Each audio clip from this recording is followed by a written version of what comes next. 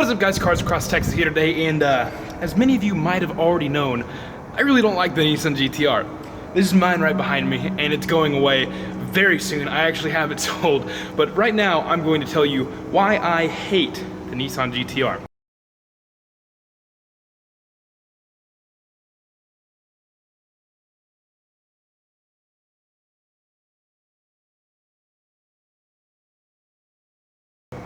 Because I feel like 99.9% of videos on YouTube about this car are just treating it like it's some sort of god tier car.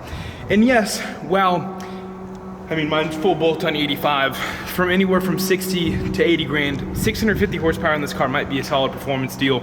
If you compare it to supercars, there's other better deals in the price range. Now, the first complaint that I have with my Nissan GTR is this car is so incredibly boring. Like, when I say boring, this car has no soul, it doesn't sound all too good, doesn't look all too good, and there's no drama to the car. Like, there's no reason to be, there's nothing exciting about this car. It's just, it does everything for you. It's essentially a computer on wheels. I mean, I'm sure you've heard that a million times, and while if that's what you're looking for, great, perfect car for you. It's not what I'm looking for. I don't necessarily need to be the ultimate track machine or whatever. I mean, yes, I have a 900 horsepower Z06 that probably makes this car seem a little more boring than it really is, but it just does everything for you, and I don't really like that in a car. Now, secondly, in this car, the transmission is probably the worst feeling dual clutch transmission that I've ever felt in my entire life. I'm not really sure what it is. The transmission in this car is just so, what's the word I'm looking for? Clunky. Like, it is clunky, dude. I've driven this car in traffic. I've driven this car at speeds greater than what should be admitted to on YouTube with my face in it. And it just never feels very good. Like, it's not a solid dual clutch. Like, even the new GT500 dual clutch is miles better than this car. And that's a Mustang. You'd think that with the amount that these cars really do go for, and the team Nissan has backing the development of this car, you'd think they'd fix it, but I don't even think they fixed it in the newer ones. It's crazy. And the amount of noise that you get from the transmission is also ridiculous. Like, I hear the transmission over my exhaust. It's just so clunky, and it rattles, and it's ugh. Next up with my Nissan GTR, we have build quality. And while all the aftermarket stuff on this car is pretty quality parts, I mean, it has an HKS exhaust with AMS downpipes and other notable like mods from different notable brands, the stock stuff is just terrible. Like, look at this little bezel thing around the grill, dude.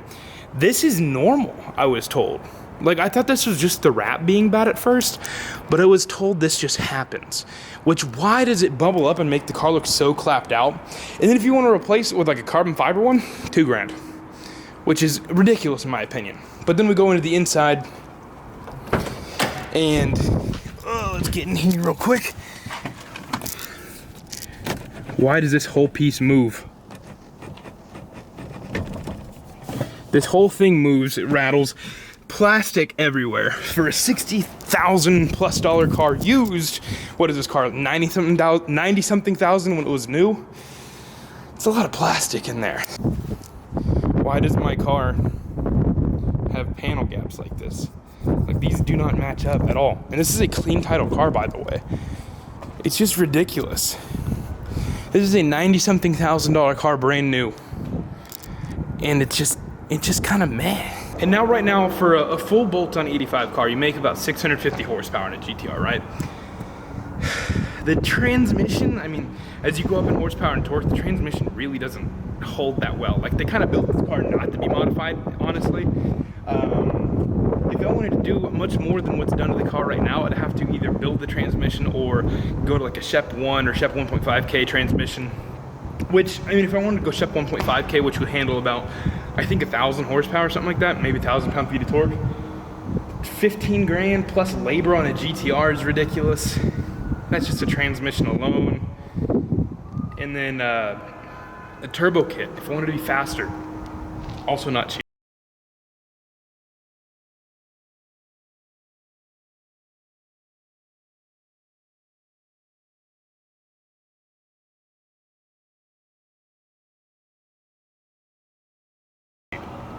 And on top of all that, if I wanted to get this car dyno tuned again, it's actually, it's way more difficult to find an all-wheel drive dyno in Houston than I really expected it to.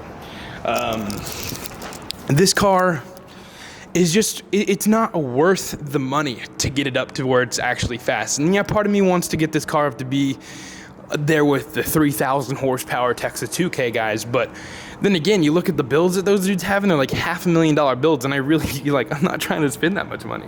And my last point is, this car, for the price, I mean, what, a 2014 GTR like mine, you can find them anywhere from 65 to 80K, depending on the mileage. That's not worth this car at all. Yes, people will say, oh yeah, it is because it beats like Bugattis or something. I don't really know what people say, but GTR fanboys are crazy. Let me know, GTR fanboys, comment below. Let me hate on me. I want to read them all. But this car is not worth the money at all. For 20K less than what I got this car for, I could have went and got a 10R80 Mustang GT and put the extra 20K that I saved towards a turbo kit to absolutely walk this car. And honestly, this car's not that fast. I'll put some clips in here. Wait for the Texas 2K videos as well. You'll see this car loses to a lot of stuff. 1, 2, 3!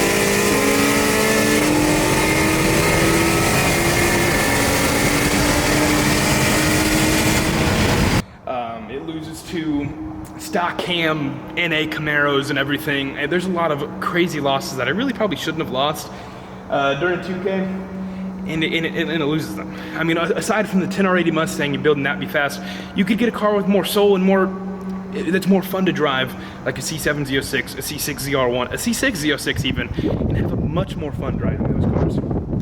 So with the Nissan GTR, I mean, honestly, if it's your thing, cool. But I figured I'd be the different one to say, I hate the Nissan GTR. And I only really got it because it was a bucket list car for me, right? I wanted to say, oh, hey, look, I have a GTR, but it was super underwhelming. Honestly, my expectations for this car, because of all the GTR fanboys, were through the damn roof. And that probably hurt this car a little bit more, in my opinion, as well, than really what it should have been. All I ever hear from people is how amazing the GTR is. And then I get it, and it's just kind of, it's kind of okay. And yes, I did get a pretty terrible version of it, but still, honestly, the looks don't match the looks don't affect the performance, and the performance is what kind of bored me at the end of the day. So angry GTR fanboys, leave your comments down in the comments below. Let me know how wrong I am. Hate on me, do what you need to do, or if you agree with me, that this car is a boring, soulless, just not entertaining driving experience, let me know that as well. I'm gonna read all the comments. I'm gonna respond to as many as I can, probably all of them. I don't really do anything else throughout the day, so let me know. And do you think I made the right choice by selling the car? I'll catch you next one, guys. Peace.